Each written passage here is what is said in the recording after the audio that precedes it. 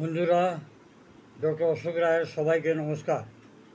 আজকে যে আমাদের টপিক হচ্ছে ওটা হচ্ছে বাচ্চাদের হাঁটা। বাচ্চারা যখন ছোট থেকে বড় হয়, যখন হাঁটতে শেখে, তখন তারা হাঁটতে পারে না।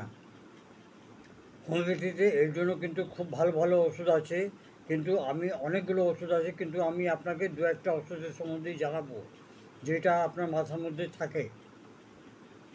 বাচ্চারা যখন হাঁটতে শেখে তখন হঠাৎ হাঁটতে হাঁটতে মাঝে সাঝে পড়ে যায়, তখনই মা বাবারা এসে ওকে কোলে তুলে নেয়। কোলে তুলবেন না, তাকে হাত ধরে আবার হাঁটতে শেখান। এর জন্য যে হোমিওপ্যাথিতে ওষুধ আছে ওটা হচ্ছে কস্টিকাম 30 2 ফোঁটা করে বাচ্চাকে দিনে 3 বার অবশ্যই দেবেন। 2 ফোঁটা হাফ কাপ জলে ফেলে দিয়ে বাচ্চাকে চামচ করে খাওয়াবেন, কিংবা 1 চামচ জল নেবেন, তার মধ্যে 1 ফোঁটা ফেলবেন কিংবা 2 ফোঁটা ফেলবেন। 1 ফোঁটা ফেলতে গিয়ে 2 ফোঁটা পড়ে যায়, তখন কোনো চিন্তা করবেন না, এবং তাকে সেটা দিনে 3 বার আপনি খাওয়াবেন, এবং 20-25 দিন খাওয়ানোর পর তারপর দেখবেন যে বাচ্চাটা কীরকম চলছে।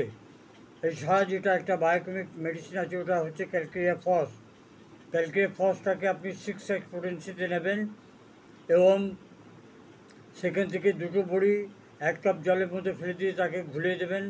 ঘুলে দিয়ে কস্টিকাম দেওয়ার আধ ঘন্টা পর এটা কিন্তু খাওয়াবেন, ক্যালকেরিয়া ফসটাকে।